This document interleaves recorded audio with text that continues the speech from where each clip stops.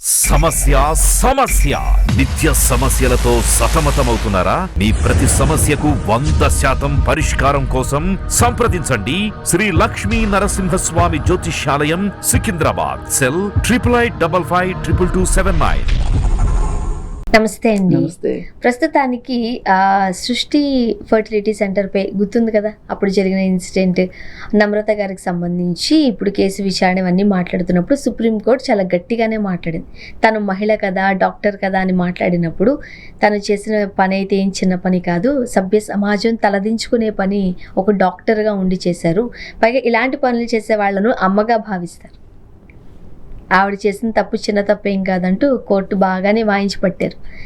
ఏం చెప్తారు? ఇదండి, ఈ మధ్యకాలంలో ఈ ఫెర్టిలిటీ ఇష్యూస్ లేడీస్కి బాగా వస్తున్నాయి. అంటే అందరికీ రావు. ఈ సాఫ్ట్వేర్ జాబులు చేసేవాళ్ళు, లేకపోతే ఇప్పుడు ఏదైనా ఆధునిక మహిళ అని చెప్పుకుంటున్న ఈ చదువుకున్న మహిళలు లేటుగా పెళ్ళిళ్ళు అవ్వటము, లేకపోతే వాళ్ళకి పీసీఓడి సమస్యలు ఉండటం, ఇట్లా రకరకాల సమస్యల్లో హార్మోన్ల అసమతుల్యత కావచ్చు, ఇట్లాంటిది ఒక సెక్షన్ ఆఫ్ పీపుల్కి, లేడీస్కి ఈ ప్రాబ్లం ఉంటుంది. అలాగే లేడీస్కి బాగానే ఉన్న కొంతమంది పురుషుల్లో కూడా ఇలాంటి ప్రాబ్లం ఉంటుంది.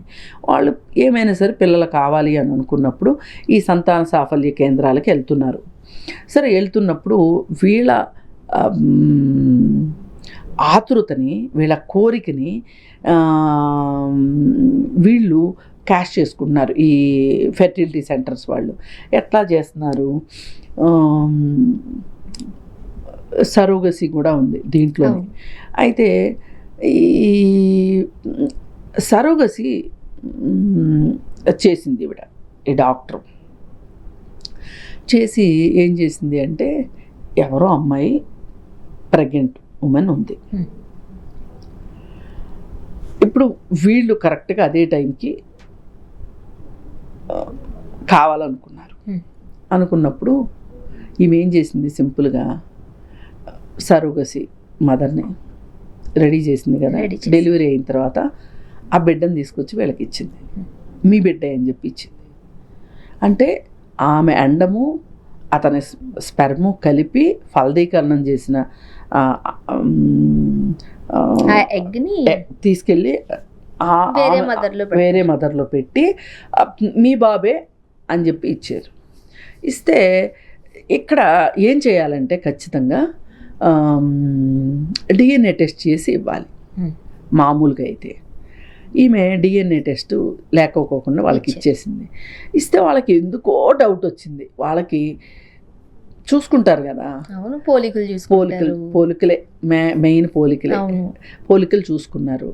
అటు తాతగారి పోలికలు లేవు, నాయనమ్మ పోలికలు లేవు, అమ్మమ్మ పోలికలు లేవు, మేనత్తల పోలికలు లేవు, మేనమామల పోలికలు లేవు, అసలు తల్లిదండ్రుల పోలికలు అసలే లేవు.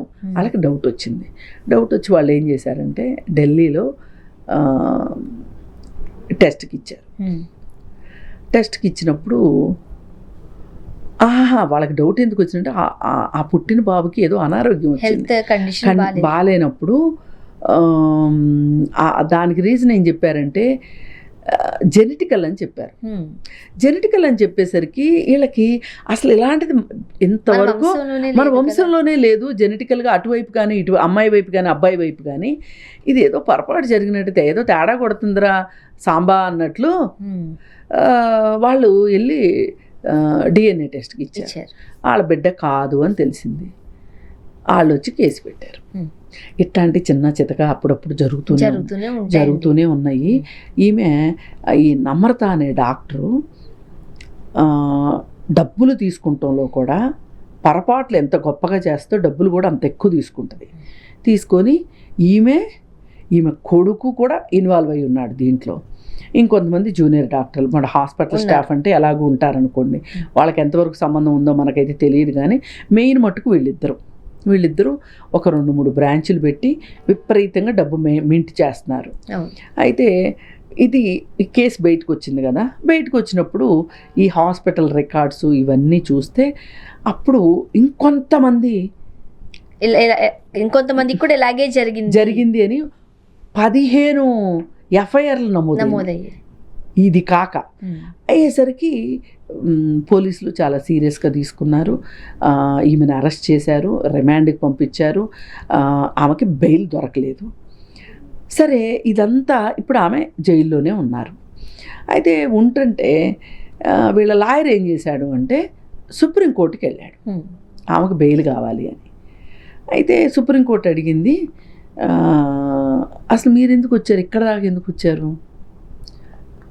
మీరు ఇన్ని మెట్లు దాటి మా మెట్టు దగ్గరికి ఎందుకు వచ్చాగారు, ఇది అత్యున్నత న్యాయస్థానం కదా, ఎక్కడికి ఎందుకు వచ్చారు, అయినా ఆమె చేసిన ఆమెను ఒక డాక్టర్గా చూడండి, అది చూడండి, మహిళగా చూడండి, ఇవన్నీ చెప్తే ఆవిడ చేసిన నేరం ఏమన్నా మామూలు నేరమా కాదు కదా, అలాంటప్పుడు అలాగే ఉంటుంది, దయచేసి మీరు నోరు మూసుకుని వెళ్తే మంచిది అన్నట్టు చెప్పారు.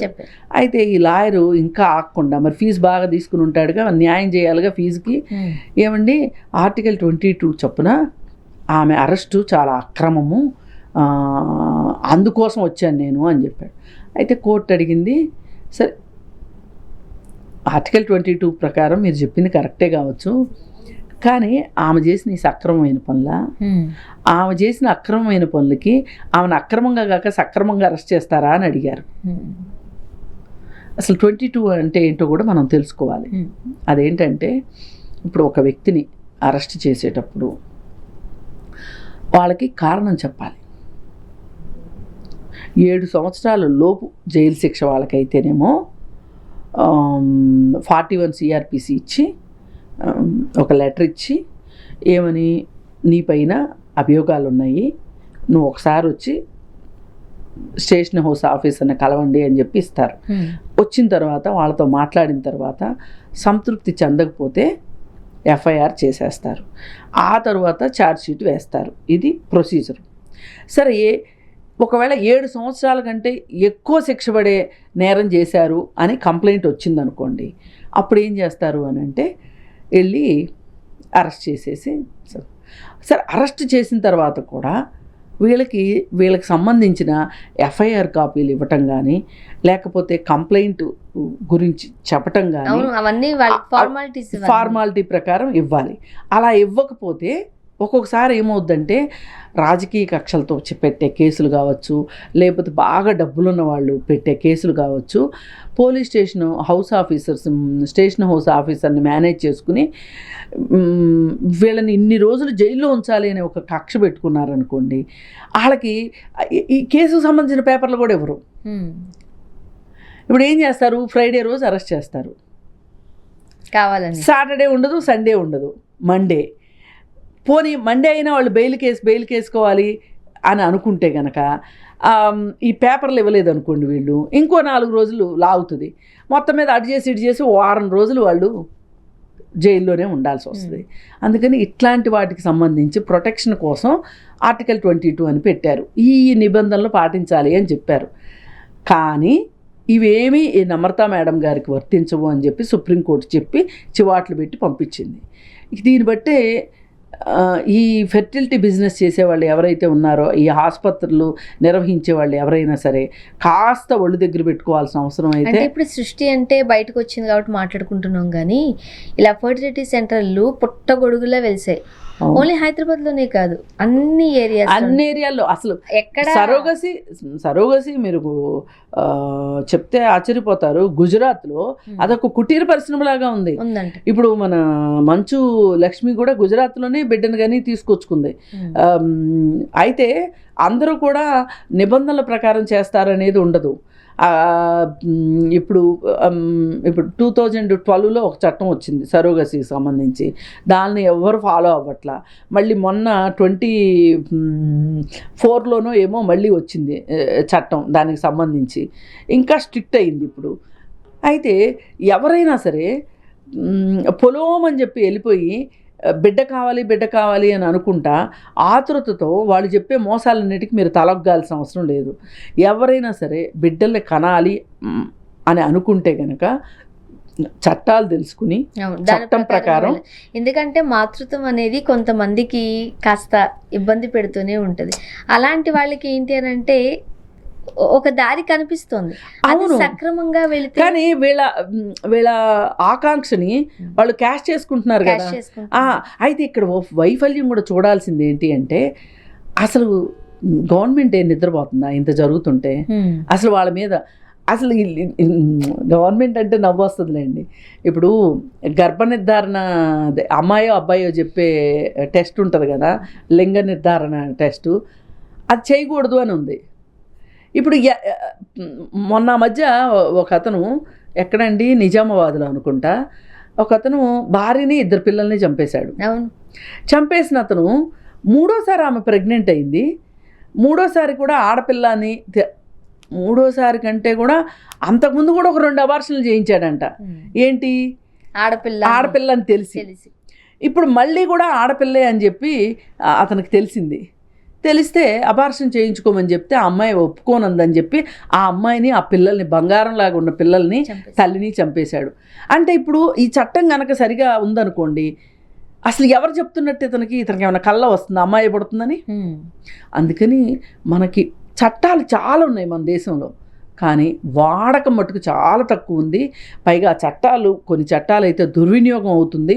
వీటన్నిటి గురించి ఎవరు మాట్లాడరు. 2 చట్టాలు దుర్వినియోగం అవుతున్నాయి అని మాట్లాడతారు. పోక్సో చట్టం ఒకటి, 498A ఒకటి. అందుకని ఏది ఏమైనప్పటికీ కూడా తల్లిదండ్రుల అశక్తతను కానీ, వాళ్ళ ఆతృతను కానీ క్యాష్ చేసుకునే ఈ వ్యాపారాలు మట్టుకు వీటిపైన నిఘా పెంచాల్సిన అవసరం ఉంది. అలాగే అసలు ఇప్పుడు మొన్న ఏం చేశారు అంటే, ఉస్మానియా హాస్పిటల్లో, గాంధీ హాస్పిటల్లో ఒక పేద అమ్మాయికి IVF ద్వారా బిడ్డని పుట్టించారు. అసలు ప్రభుత్వమే కనుక ఈ పని చేసింది అనుకోండి, అసలు ఇలాంటివి జరగవు కదా. ట్రాన్స్పరెన్సీగా ఉంటాయి కదా. అందుకని నా ఉద్దేశంలో విద్యా, వైద్యము ఈ 2 మట్టుకు ప్రభుత్వం తీసుకుంటేనే ప్రజలకు న్యాయం జరుగుద్దని చెప్పి నేను నమ్ముతాను. Thank you.